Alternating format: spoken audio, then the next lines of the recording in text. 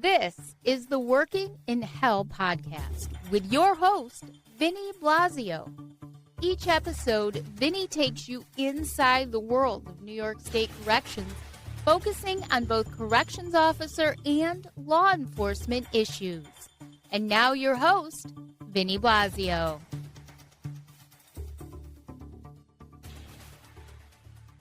Hey, hello, everyone. This is Vinny Blasio with the Working in Hell podcast. So today we have a special guest. We have Deirdra Maldonado with us this morning, and we would like to get right into her letter. As I read in my last podcast, or two podcasts ago, her letter at the Fishkill Correctional Facility, and then I'll let her get into the details. I didn't know she was as famous as she is, and the letter has been read a couple times now, but it was really pulled on my heartstrings, and I know it did others as well, because we did get a lot of feedback. So to have you as a special guest in person, I truly appreciate that. Thank you so much. I hardly feel special. You guys are the special ones. Officers are the special ones. Trust and believe when I say that. Thank you for having me. Oh, thank you. Yeah, I'm retired now, so no thanks to me any longer. But still speaking for him, so that thank you for still being a voice. Thank you, and thanks for coming on. So if you could just give us a little background of your background in the department, and then right into what prompted you to write the letter. Well, I've been a nurse now for over 15, 16 years now at this point, and I came to Fishkill Correctional under the Office of Mental Health. So I don't work for DOCS per se, but DOCS provides me the opportunity to do my job, and I'm thankful for it. Ever so grateful for what DOCS does for me to do my calling. So I was kind of mentioning earlier how I took this job to find peace. Before being a prison nurse. I did hospice care, trauma care, all sorts of things that really messed with my mind, and took a lot of emotional toll on me. So I tell people all the time that I work in a prison. I work there to be free. I work in prison to be free. That I work in a prison for peace. That's where I find my peace. Things are very controlled there for the most part, thankfully. And that's only because of the wonderful service that, the officers provide for my safety and for me to do my job. And I do it with ease. I mean, there's some hiccups some days, but I'm never afraid there. And I always appreciate, what they do so that I could do my job. I appreciate it immensely. And I always hope to convey that. But, I started it in 2019, and I thought, I had just walked in for the first time into corrections. I only knew movies or shows like Oz and things like that. That's the only knowledge I had of that. I've never been incarcerated myself, never visited anyone in jail. I did date a few felons, I'm not going to lie, wrote some letters, but that's a long story. But I've never been to, I've never been in a prison. I did do some jail nursing for the county for a short, brief period of time, but it was just, it was like a second job, moonlighting thing. But this job I took as my end of my career. My nurse's back and neck, I can't lift people anymore, stuff like that. So this was a different discipline for me, but I've enjoyed it very much. And I've mostly enjoyed just the camaraderie that I've been able to have with the corrections officers at Fishkill. They've been amazing people. Just the family type connection that so many of them have with each other. That's something I feed off of. I love that kind of thing, because if you're going to be spending, well, at least for me, I spend 8 hours someplace a day. I want it to be a place where I'm at least in around people I enjoy, and bringing, happiness, having laughs, even during the bad times, the crazy times, the codes, things like that. We could still, at the end of the day, get up, give each other a hug, and I'll see you in the morning, and feel good about saying that. You know what I mean? Right. So that's what I walked into when I walked into Fishkill, that kind of environment, which was great. I thought it was great. But back then, people said, oh, it used to be so much different before you came, which to me, I was just like, oh, it was better than this. Right. I didn't know any better, Right. and then COVID hit. COVID hit, and that turned, I'm sure not just our prison, but it turned everything upside down in this state. Right. Um, and that was a crazy time. It was a crazy time. A lot of confusion for our officers as to mask up, not mask up, what's allowed, what, that kind of thing. Even for, everyone, like there's just a lot of confusion. And that unfortunately I feel comes from the top, like if we're in a state of emergency like that, we depend on our leaders, our state leaders, our country leader mostly, but our state leaders, and to just have so much craziness across the state, it was a hard time for everyone, Sure was. So dealing with that, um then starting to watch officers get sick, then because they needed more hands, the mandates on the RDOs and vacation times, seeing the stress and just the morale drop like that, a place that even in the midst of the pandemic, I still didn't mind going to work, but it was just so heavy because, not only are you dealing with, this sickness that none of us understood, but now you're seeing your officers, you know, becoming sick, getting tired, burning out. Um, that was hard to watch. It really was. Some passed away. So those losses, it was a lot to deal with in that year and a half time, and coming out of that. I don't know if we ever really did come out of that, like ever since that time, so many have retired. Recruits, there's not many that come in, Right. um, which I keep thinking maybe we should have a bake sale or something to like recruit people. I try to come up with like crazy ideas, and I, like I was sharing with you, I have 3 sons.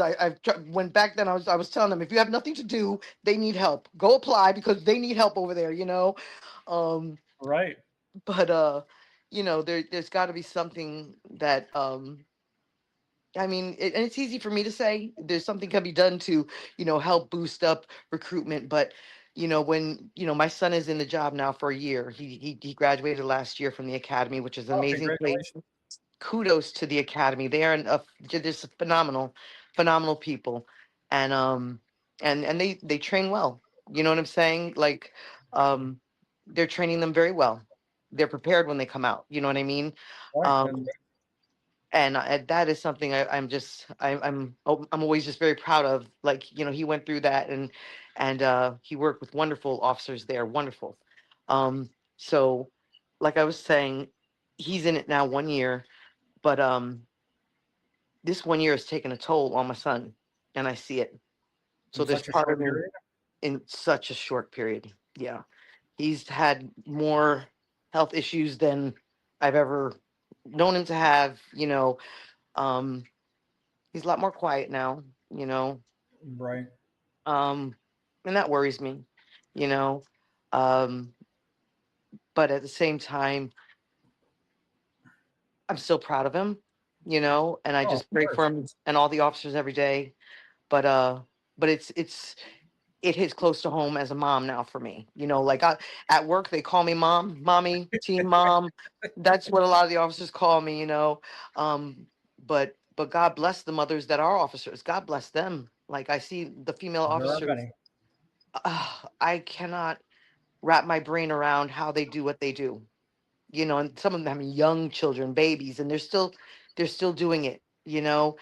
So I give them kudos to them for doing the job that they do and the way that they do it professionally. The way they run the codes. Just it blows my mind. Um, God bless them for what they do and the hours they spend away from their children. And the same for the male officers, that are trying to maintain homes and families and be a dad and get to the games and things like that. And it's hard. And, Yeah, the struggle is real for sure. yeah, it's hard. So, writing that letter was just my way of trying to um, get the unseen seen. Like I was saying, Fishkill, that facility is nestled right in the heart of this bougie little village now, where the Right. rent is like $2,000 a month for a bedroom. It's this bougie, yuppie little town they're in. And I don't think their own townspeople realize that up the road, there's about a couple, over 1,000 felons being housed. You know what I'm saying? Right And they there. go to sleep every night, safe as anything. I don't think they realize, that is all because of somebody's sacrifice. You sleep that well because there's an officer that's there for his second shift that got stuck overnight, or that's not going home in the morning, that kind of thing. And I don't think people realize it. And I just wanted to bring some kind of awareness for officers because it's hard. It's hard, and they're unlauded. And I mean, I go to parades all the time. I'm ultra patriot. I love parades, a good parade. And I always remember seeing, the police department, but troopers, this, but I don't ever remember seeing COs being represented in a parade. Like, where are they?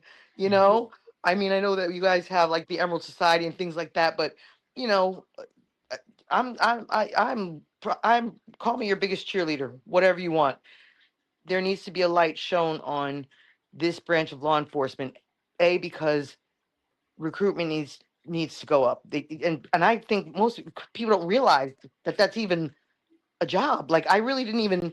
You just think they go to jail and they're gone. Like, you never think about what happens after the judge and jury. Like, my brain never went there as a citizen, never in 1,000 years. And like I said, my only knowledge of jail is the stuff I see on TV, which And is that's not the like problem. what you see on TV. Right. Nothing is not like anything you see on TV. So um, you know, I think a lot of attention needs to be brought to the fact that officers are needed. And that's what we're trying to do today. And They that's need why I help. can't thank you enough for helping us shine the light on the profession itself and some of the challenges that are going on inside the department for obviously yourself, your son, and everyone. So Yes. when I this letter came across my desk and sent from someone obviously at your facility, and then I listened to you put it into context, it really pulls on the heartstrings and it really hits home. I'm like I said before, when I read it a couple episodes again, I did tear up. I'm not going to lie, because you don't hear when you read this, it's definitely full of emotion and you portray that. But it's like you don't see anyone in the public, like you said, that they don't know. And only now are we starting to hear from the exact family members. And in the time that you wrote this, I don't believe your son was in the department at No, that. no, not at all. It was just from what I was seeing day to day. And nurses will always tell you about their moments where they go to a closet to cry. You know what I'm saying? We have our moments, during a shift. Something happens where we cry, and we go to a closet, the linen closet usually. Well, the prison doesn't have linen closets, but I remember when they had canceled vacations, and me and an officer, we had been counting down the days for his vacation. And he had one more day, and that call came through the radio, and just the way his whole face changed. And I knew how tired he was because he had been working a lot, and he was just like, I can't wait till I get this. And I was excited for him, like I needed Right. the vacation for him. I needed it for him, you know what I mean? And when they canceled vacations, oh, like everything. But I remember I went to the bathroom and I cried. I cried because I could just, Uh, everyone was just so down, and some were angry, but you could just see that it was just this heaviness. And nobody knew what was next, or if that would follow through for long, or if they did have to come in on like it was just so much that they weren't aware of. But it was such a crazy time to begin with. And that really put a strain on a lot of people. And like I said, a lot of people were tired because it was just getting to be too much. um and I talk to some of them still, and they miss it. They miss the people, you know, yes. but they don't miss those last couple years where they were really getting pushed down to the grindstone. Um, so I thank you for that podcast you did, by the way, for suicide prevention. That was touching to me, because it's so important that people understand the stressors that not only law enforcement officers, but just general public, we all have stressors, but when you have a job that is so taxing, so demanding, there's a lot of questions in the air, a lot of unanswered questions, a lot of what's going to happen, that affects people. And, as a mental health nurse, it is something I notice, and I see it, you see it on people's faces sometimes, which is why I'm a notorious hugger. And I'll get fired for that, I'm sure someday. But some of these people, they just need a hug because they're on their 15th hour, they're tired as anything, and it's written all over their face. Or, you have those that just have a blank face, which I think is even more scary because they've kind of just tapped out, you Right. know and that scares me sometimes when people that I know to normally be talkative, um you know friendly, a good morning, where they're just, you know they've hit the wall. And that's a scary place to be sometimes, and especially if you don't think you have anyone to talk to. So I always encourage them. I've encouraged many officers to to look into therapy when they have the time, which is another issue. I think I wrote that in the letter also. There's never enough time. Right. Some of them, they make these appointments, but they can't make the appointment, you know what I mean? Right. And that's, you know health wise, it's not safe. It's not safe on so many levels for so many reasons, mentally and physically. They should be able to have appointments, keep appointments, and I'm sure that, if they can, I know that they can, but without it being like, pulling teeth or anything like that, or feeling terrible about it, or whatever the case may be. Um, it shouldn't make you feel guilty to have to take some time off for yourself. You And know, people need it. They need it. I mean, you touched on that beautifully when you were talking about the burnout at an alarming rate, and you as a healthcare professional, to ensure the health of your community, yeah, including the officers. So, I mean, that was really touching. But the thing, that you included that a lot of people forget, including the people that are, doing ordering the mandates, is time for sleep, rest, recuperation, and family time. And like yeah. you said, there's a lot of moms, there's a lot of dads that God are bless them. losing precious family time. And as Yeah, you know, being a mother yourself, that's yeah. time you'll never get back. But No, and it's funny. I was just telling an officer, um, uh, probably 2 weeks ago. She has a little one, and we were just. I said, how do you do it? She's like, oh, this and that. But I tell her, I said, they grow so fast, and it's right, even as a nurse, not having to work 16-hour shifts, but still having a crazy schedule. I missed so much. I missed so much. And so I tell, whoever will listen to me, if you don't have to work, don't work. Stay home with your babies because it happens so fast. But unfortunately, many of us don't have that luxury of right. not, being able to stay at home. So this is what we do. But I couldn't imagine having to have a schedule that's so could be so unpredictable unless you volunteer to eliminate the factor of getting stuck. Then you kind of know you're there for 16 hours, but still, it's a long time to be away from home. It's a long time. Yes. Yeah, that is. And you touched on it, throughout the letter, and but just the how you put it into reality, it seems to get lost because a lot of times, you read a couple of the newspaper articles, and they talk about the working conditions, and people working 24 hours, and people don't believe that people are getting mandated and working 24-hour shifts. Mm, And it just, but the way that you wrote it, it was like someone was actually living it themselves. So right, it, see it. It's yeah, something, like I said, I don't work for docs. I'm just a New Yorker, a but you're civilian New there. Yorker, but I'm walking through it, and um, it's, as a nurse, it's almost like, walking through an ER full of hurting people that are injured, and you see all the injuries around you, and you don't know who to triage first. You don't know what is, you can't tell who to get to first, and that's what bothers me. As I walk down the hallways in the morning and I'm watching officers, sluggishly, finally going home or coming in, and they look haggard and they look tired. I worry about that. Like, and like I said, I've seen, officers that come in sick. They are like, I could look at them and maybe it is my trained eye, but I'm like, something's not right. I'll sit them down and talk, and next thing you know, there is something very wrong with them. But they ignore that because they're loyal to their oath, and they're loyal Right. to their badge and to their facility and to their brothers and sisters, which is a beautiful thing. But it scares me sometimes because yeah, some of them They're have all come pro. in very perilous situations. They've come to work and I'm like, you should not be here at all. And we need to get you out of here. You know what I mean? That kind of thing. So it happens, and I pray it doesn't happen anymore. But the way things are going, you see people tired. They're tired. They're so tired, but they keep doing, and that's what's beautiful about them. They keep doing.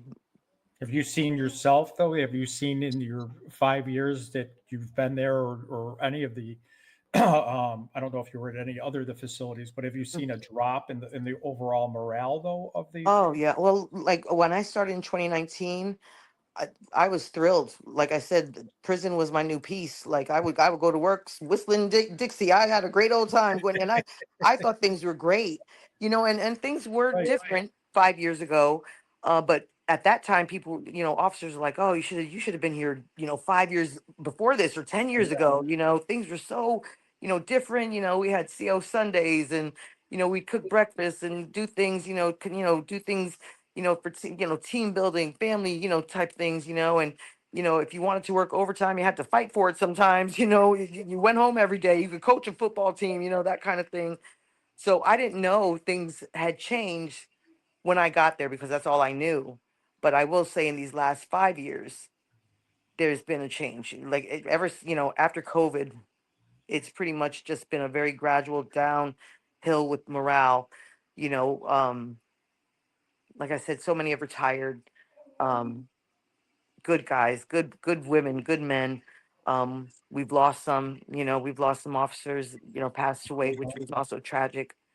Um, so it's morale could be better, which is why I stay a hugger. I'll And we stay hugging. appreciate that. I mean, I can't change the world, but I'll try to one hug at a time. Well, you're changing some lives, whether you think so or not. You're definitely making a difference, and obviously, that's what led to the meeting of you and I. So I commend you for that. I've said that to you a couple times now, but I truly mean that because it's not, you don't meet a lot of people that are difference makers. I mean, everybody does something in their life to make a difference, and in corrections, everybody does the same job, so to speak, maybe a different bid job, but they're all in the same field. But it's not every day that you see someone like yourself that actually makes a difference. So I I'm have to take my hat trying. off to you. Well, you've succeeded. So, I hope and so. I hope just it by helps hearing some your bit. voice, yes, Some bit, and I will go to rallies. I'll go to wherever you need me to go. I'll wear t-shirts, buttons, hats, whatever you need me to do.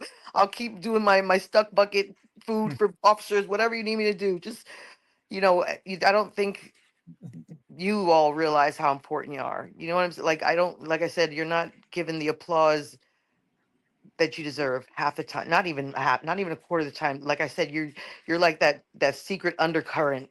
You know what I'm saying? Like nobody sees you, but they know you're right, there. right, Like it's you need to be recognized for the job that you do for our communities at large. I mean, seriously, and especially with the closings happening and the lawlessness that is abounding in our state. God bless you. God bless you. I have several friends in various branches of law enforcement. Um, and one of my state trooper friends, she was a CO before she became a trooper. And she says that she's like, I'll be a trooper any day. It's a different animal.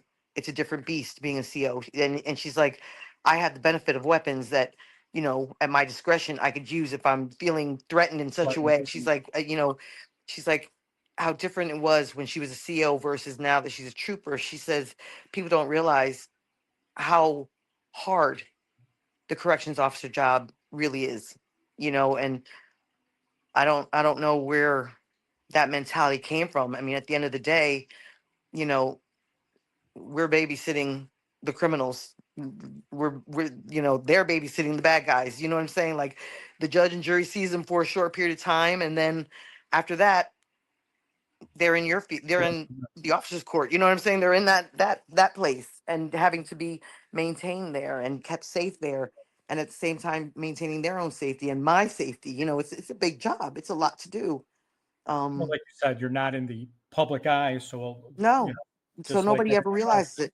They really right? just don't. I think they should have like an open house or something someday. Like come on in and see how it really goes. Because things get pretty different when the big wigs come down from Albany to visit. I don't. That's something.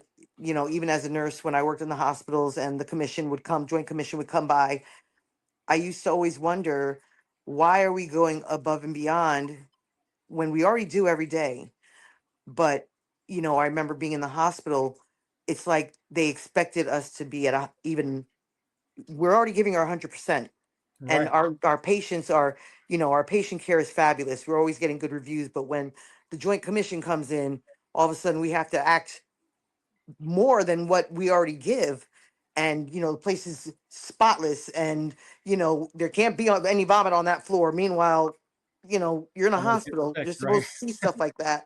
So I always wondered, why, when big wigs come in, why do facilities put on such a show to make it seem like everything is so perfect when it's not? Like, why are we trying to put a band-aid on a bullet wound when when I worked in the hospital at that time, we were severely short-staffed, but we were making it work. And as long as they know that you're making it work, they're gonna keep expecting you to make it work. They're not gonna try to change anything. Exactly. And Exactly. that's something that bothers me sometimes. It's like, when some of these people that come and go, and I'm not even really familiar with their terms. I mean, that's how separated I am from the system. Right. As a civilian, I only know what I see. So, but I just know that when these head honchos come in, and they're walking down like, everything has a fresh painted coat. Things are different. No, for me, please come and ask me a question. I have been waiting for the day for someone to please pull me to the side to talk to me, please, because I have much to say. And if anyone else is nervous or afraid to say it, I'm just going to tell you what I see. I'm not fabricating anything. I'm not blaming anyone. This is what it is. And the system is in trouble. It's in trouble. It's in trouble. It's threadbare right now. Threadbare. Yeah, and a lot of people are, because you just touched on a great point. They are afraid to speak up, and they're afraid because they're afraid that they're going to be the ones that are going to be in trouble. So, and sadly, that's another way of that the word gets diminished because they're afraid to speak, and sadly, and then you have people like yourself that aren't afraid, and unfortunately, that's usually when people are around, they never seem to find those people that are willing Yeah. to speak up. Yeah, Funny it's how just that works. it is always funny how that works. I'm like, what? Who was in the building? Why did they stop up here? Because I have things to say. I have plenty to say. But then again, who am I? You know what I mean? Who am I? At the end of the day, um, I'm just as unnoticed as the officers. But I try my best to give them their little platform. And I hope they know how appreciated they are by me and by definitely the people that I work with. On my unit.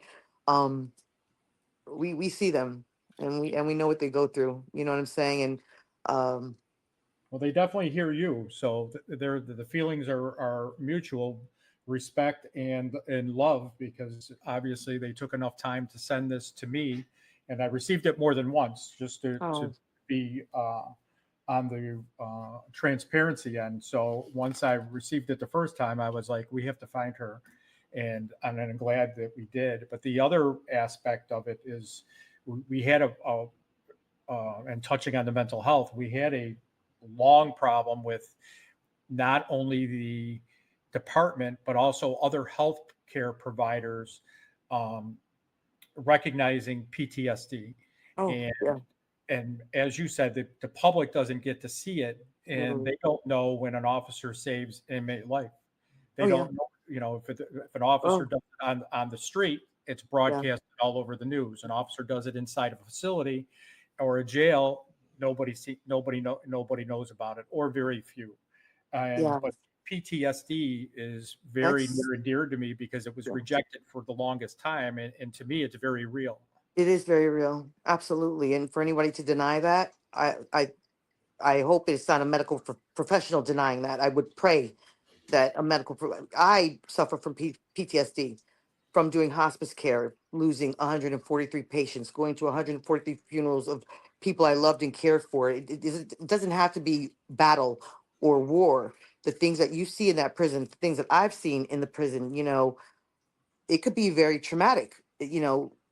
Some of these, a lot of these guys, thankfully, haven't seen really crazy things, but some crazy things happen, and you see Right. things that you Not by can't choice. unsee, not by choice. You see things that you can't unsee. And I know that the one code that I was part of, you know, I call the code, I'm running down the hallway and I get to the scene and now with a trained eye, okay, I knew right off the bat that this individual was deceased. I knew it, but at the same time, I'm going to do what I can to try to Yeah. resuscitate. That's I go into that mode, and the officers that were there with me, I gave them direction. They helped me get this individual on the floor. We started CPR. They followed instruction to a T. Like I thought I was working with, and I know I am. I knew I was working with well-trained individuals because they did everything I asked them. They knew what I was calling for. They knew what I was asking for. Everything was at my disposal, trying to save this individual's life. Um, and once all was said and done, we left the scene.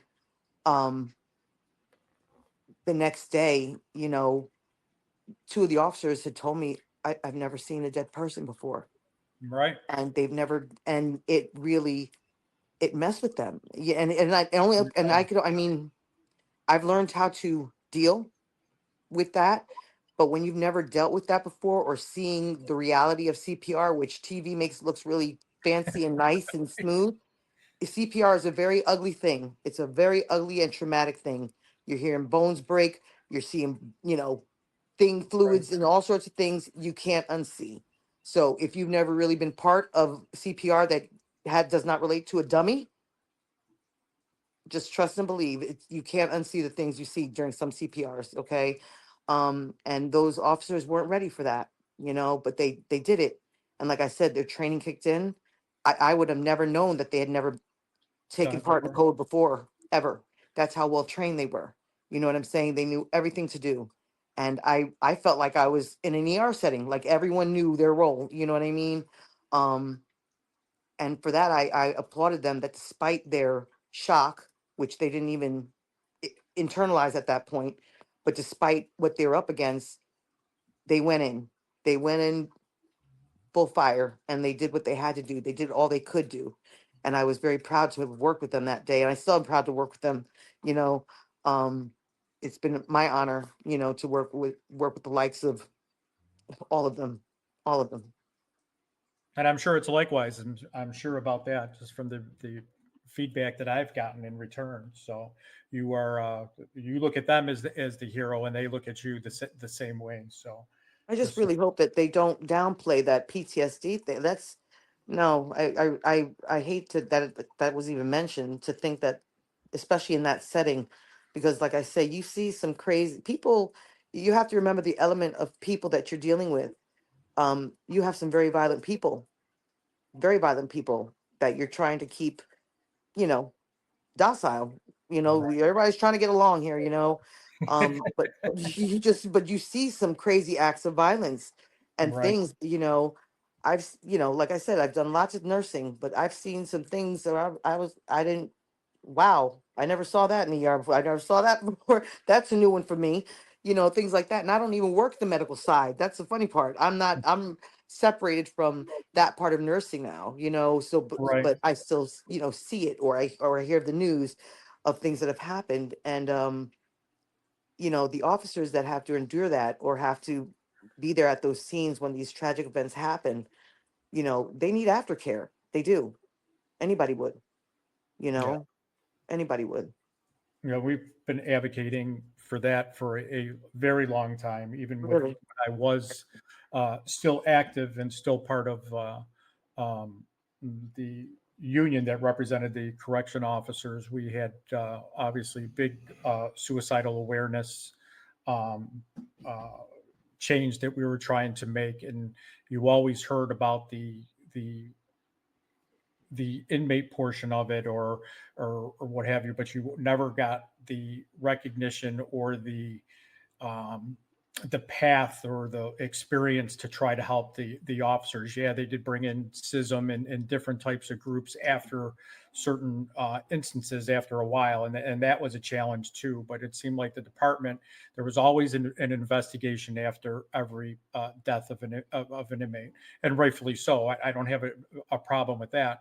But anytime that an officer suffered from either attempted or unfortunately, if they went through with the act, there was never that it was it. That was you heard Yeah. close the story and that was it. And it didn't seem like the department really shined the light on to making it more of an awareness situation. It's better today than it was years ago, but years ago when we were trying to make that situational awareness, it was like pulling teeth and trying to get your employer not to recognize it. I mean that I heard from that.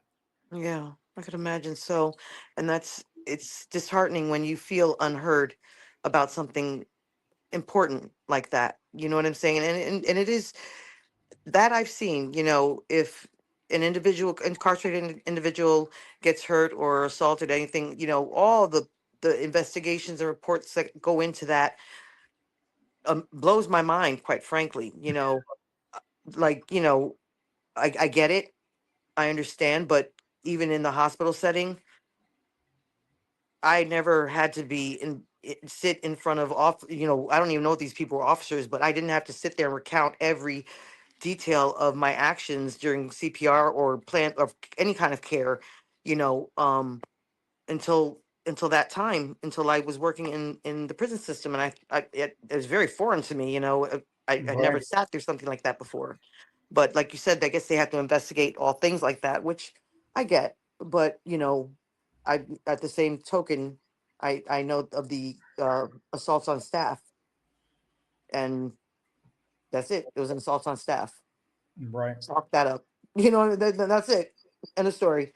You know, um, yeah, and yeah, And yeah, that brings to another point. Obviously, we talked about that a little bit just in the overall shape of docs. Not only are the officers losing their family time, which I think is big because a family the family should come first, both in the facility and out. And you're having these festivals for the inmates, like Attica just had one a couple of days ago for the Rasta, I and read about that. I read something about that. Yes.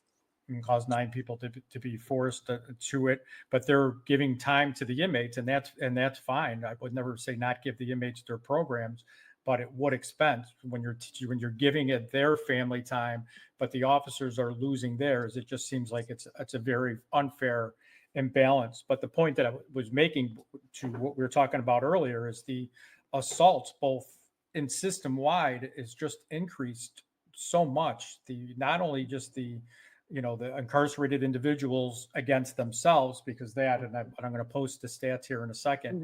Mhm. That's increased, and then you have the biggest portion of the inmates or on staff, not just security, but all of staff, and those Yeah. numbers are skyrocketing as well. It's actually alarming. Yeah. It Actually, is. It's very. It is alarming. As I think I shared with you before, I may be foolish, and sometimes I have to check myself um because I know I work with such amazing officers. I walk through that prison honestly without fear. I literally I will walk through, and I know I should be more, being a New York girl. I should know better, and be more aware of my surroundings. But I honestly I have no fear there because I've seen these officers in action. I've seen what they do, how they go above and beyond, how they run. how they get hurt themselves, trying to ensure the safety of other officers or other individuals. I've seen it, so like I said, I might be a little bit, mixed up in my own head, but I literally walk in there and I feel safer in there than I do when I leave. You know, I feel safer there than I do. I always tell people, um, coming to work is the easy part of my day. I said my craziness starts now when I leave. I have to go out into this crazy world now. I have to try to get home. Everything is safe and controlled here, thanks to you all. But now I have to go into the world now and face the real crazies. You know what I mean? And I'm thankful for that. I really, really am. But the numbers are rising. They are. Yes, yeah. Sometimes it feels like it's a full moon for a week straight. Things that pop off sometimes, and you're wondering what is going on. But it's just that's how the dynamic is changing. Unfortunately, Great. due to the staffing shortages. Also, I even I hate to approach just some of the entitlements that are given to individuals, um, and the way that how shall I say this in a very diplomatic way? You know, there have been so many things instituted to protect the individual, incarcerated individual, for their protection. However, it seems to have backfired in some weird way where, you know, granted, they're protected. They've always been protected. They've always been protected. But now it's, I just find that it's a detriment to the officer that has to deal with certain things now because, Well, that is well said. And I was going to hold off, but I might as well add it. So let's add the assaults, and we'll just show this that we talked about this in an earlier podcast, that the number of assaults are rising. A lot of it we've felt, and the gentleman that I spoke to, David Washburn, on the last podcast, he brought up that he believes that it's a direct correlation of the entitlements, like you mentioned, and the HALT Act. But when you look at these numbers, and you look at the assaults on staff statewide, and you look at 2024 that just came out October 1st, and it's 1,617, and we're almost on pace to match all of 2023. But just in the last month, God. there's 160 additional assaults on staff in that month. So think about that. For all, it's all facilities, but there's less inmates, and we're already matching all of 2023. But just in a 30-day period, there's been 160 additional assaults on staff and in 30 days. And more importantly, I don't know if it's more importantly, but like you said, they think they're making the system safer when it's actually backfiring, like you said, for the Numbers don't lie. right. Numbers don't lie. The inmate on inmate for all of 2023, we had 2107. So we had 2,107 inmate on inmate assaults, and already we surpassed that for 2024 with 2,191. And again, compare that to last month, there's been an increase on inmate in that 30-day period of 246 incidents in that 30-day period. So 246 inmates assaulted each other in that 30-day window. I mean, it's just they're thinking they're making it. Besides, as you've probably seen, they think they're making the system safer, but they're actually having the opposite effect. And the inmates, we brought it up at the last podcast, as far as the gangs running the showers and charging for a bar of soap, or making a shower, or making a phone call, or using their tablets. And it's the system, because of the entitlements and the HALT, it's made it actually less safe. Yeah. I like I said, I haven't been doing this gig too long, but I do know that when that whole HALT thing started, wow, that I don't know who came up with that, plan. Um, but I'll just be a regular citizen and just let you know it's not working. Okay, that mm-mm, And the that people that need to, and people yeah. need to hear that. That's Um, what they need to do is that they need to, come from behind their desk where they write these beautiful plans and programs up, take a ride down the highway, a couple hours on a surprise visit, not when they're expecting you, and really walk through. Do that. Like I said, these plans always, and this goes for any type of system, whether it be healthcare, prison, whatever, schools, you name it. It's always people that are sitting so distant from what's actually happening yes, I that agree. write up these laws or these plans or these programs or these ideas. And yeah, they sound phenomenal. It's fiction is great. It's wonderful entertainment. It's so great. But when you want real life, you better walk through the place that you're trying to fix. If you haven't walked around the mess, you don't know what needs to be fixed. Well You're said. just coming up with things. You know what I mean? That's something Right. that irritates me. And I'll say that to anybody. If you're going to sit 200 miles away and come up with these hokey ideas that you think are going to make everybody all happy and kumbaya singing, no, walk, walk through the jungle for a minute, a real one that's not ready for your visit. Well said. Well said. Wow. Got a lot of passion I'm between that. sorry. I'm sorry, but I get angry when it comes to things like this. It's always those people, and then the rest of us pay the price. You know what I'm saying? It's like Yes. these Yes. like little figureheads that sit up on high someplace, but then you have, my manager has to deal with it. Their manager has to deal with it, and of course, we all want to keep our job, so we try to implement the program, but the program is coming from people that don't come and sit and break bread with us or sit and Yeah. go in the battlefield with us. None of that. None of it. I agree. I couldn't have said it better myself. That is excellent. Now I'm all angry. I'm sorry. I'm No, it's not sorry. a point of being angry. It's a point of Gets me trying to, angry. It get the gets me get the so truth out angry. there. Yeah. And it doesn't Oh, have, the sad part is it doesn't have to be that way. it doesn't have to be that way. I could tell you how many doctors. I mean, and I worked with many doctors throughout my life, doctors, surgeons, all sorts of doctors, everything. And you had your good doctors that get dirty with you, that would get in the mess with you. And when they would tell you, give you an order, you didn't mind following that order because they know what it's like. They do it with you. But then I had other doctors that would legit, I do all the workups for them, this, and they would go into the office, barely look at their patient, walk out, and come up with some crazy plan of care when they didn't even put hands on the patient. And it's like, you didn't even go look at the wound, you didn't go assess the heart, but you have people like that are in these places of authority, and yeah, they start spouting out orders. But I don't trust anyone that has not gone in the mud with me. I don't trust anyone. Wow. If you That's don't know what I do, a great don't tell point. me how to do it.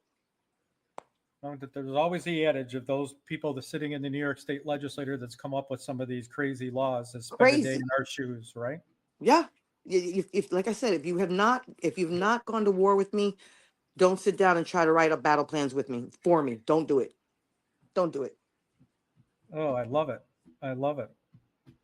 Wow. Well, while we're on to that, before we close off, I just want to get into, before we let you have the last word, but for those, while we're staying on the mental health subject, for those that were part of the last podcast, we'll add this brochure up. This was going to be part of our next guest. So this covers the western part of New York, but they are going to come on and speak about suicide prevention, assisting people with the confidential support line, obviously suicide prevention training, but this is specific for law enforcement. The people that run it, there's an officer that's out of Attica that's in this support group, and a peer counselor. And then obviously this is predominantly law enforcement and does have a big correction officer portion to this. So we have CISM training, group crisis intervention. So these are people that are here to try to help you should you need it. And as I always say, be kind to one another because you never Yes. know what's going on with the person sitting next to you. But it's something that we have a struggle with, having been in these positions and trying to effectuate change in the recognition of suicide prevention and depression and grief. This is something that's dear to me, and I know all too well that we try to keep it in, myself included. And it's something that we want to try to remove the stigma of getting help. And there's a whole, I'll put down for those that are on the video portion of this podcast, there is the link, www.westernnewyorklawenforcementhelpline.org, and they will be a guest on either the next podcast or the one thereafter. So that is, we'll get off that depressing subject, but it's a very important one. It's very important. No, absolutely. I actually wear my mental health on my sleeve proudly. I tell people all the time, I suffer from depression. I have, manic episodes. I always say, be happy I'm medicated. I tell people that all the time. You should be very happy I'm medicated. I'm not ashamed to say that anymore. I like the PTSD, that was a very real thing for me. I didn't sleep for a good number of years. I dealt with insomnia. It was terrible. And that's enough to lose your mind in itself, on top of everything else that goes through your mind, So I'm a big advocate for people going into therapy, or sometimes your best friends are good therapy, doing things you enjoy. That's good therapy. But at the same time, people need to be given time to do these things. You know what I'm saying? They need to have their time to unwind and debrief from life. So, yeah, hopefully things will lighten up a little bit. Recruitment will go up, I hope, and pray retainment. I'm praying for a lot of things right now for all the officers, because I know you guys are going through it. Yeah, and we thank you for your encouragement and your help and your support, and your advocacy goes way above and beyond. So we want to thank you as well, because with your voice and the way that you spoke out today, and some of the issues that you've spoken on, and the passion, just to hearing it's like you were spot on, and I can't say enough good things about you. So I'm glad that we were able to spend this hour together and bringing it. Is there any last words that you'd like to close with? Just God bless you all for what you do. Thank you so much. I love you and respect you all. To my sisters and brothers in blue, thank you for doing what you do. I respect you. I see you, and I'm here for you if you ever need me. If you ever need to talk, you need some food. They always know I got food hidden away, tucked away places. They always know. They always know. If you need anything, you have what did you call it? The stuck bucket? Oh, wait, the stuck bucket. I keep stuff in the stuck bucket. If people get stuck, they could reach in there, whatever. And I'm trying to bring back CO Sundays. I don't care what anybody says. I'm trying to bring it back one hot dog at a time. Well, I think that someone must have been listening to your message, because I think it was just yesterday or the day before, they had come out with a memo from the commissioner saying that he was going to bring back cooking in the facilities on Sundays. Oh, that'd be so great. Those little things. I don't know if people realize how much food boosts morale for people. Just having, and not like vending machine junk, but just breaking bread together, or and I said, I'll cook for y'all all day. I said, if somebody could find me a stove, because I've worked wonders with microwaves. Let me tell you. But if I had an oven, a grill, or something, I would cook for all of them. I would do it. I'd come in on my days off to do it. You know what I'm saying? It's such a morale booster. Those little things go a long way. They go a long way. So to take them away. Yeah, I think that was a coordination between the Correction Officers Union and the commissioner. So he must have heard your words, because he's bringing that back. I hope so. He put out a memo, so that's a step in the right direction. So well, I'm gonna go get myself an apron and get my spatula ready then. I'm gonna be waiting. So now that it's in a memo, I better see something happening soon, or I'm gonna be blowing a whistle loud and clear for everyone to hear until I get my grill put in someplace. There you go. Perfectly said. But thank you again, because your words have meant a lot, and your dedication and help getting the message out means a lot. And I know that just from hearing it directly from you in this hour that we spent together, I mean, it comes out in loudspeaker form. So I can't thank you enough. Well, thank you for what you do. And I mean, like, people retire and yeah, they don't forget about the job, but you truly have not forgotten your people. That you didn't leave anybody. You haven't left a man behind. You didn't leave a man behind. So I thank you for that. And thank you for being the voice that they so desperately need. And I'm praying that it is heard from the highest mountaintops, because something needs to happen. Hear, hear. You guys need a break. You need a break. So I've been praying and I will keep doing so. So thank you so much for having me. Oh, thank you. Let me bring that. All right. And that will end today's podcast of workinginhell.com. You can see the latest version and all the previous recordings. Thank you and have a good day, everyone. You've been listening to the Working in Hell podcast with Vinny Blasio. Find this podcast on any of your favorite platforms like Audible, iHeart, and Spotify. And be sure to check out www.workinginhell.com for more information and important links. Thanks for listening, and we'll see you next time.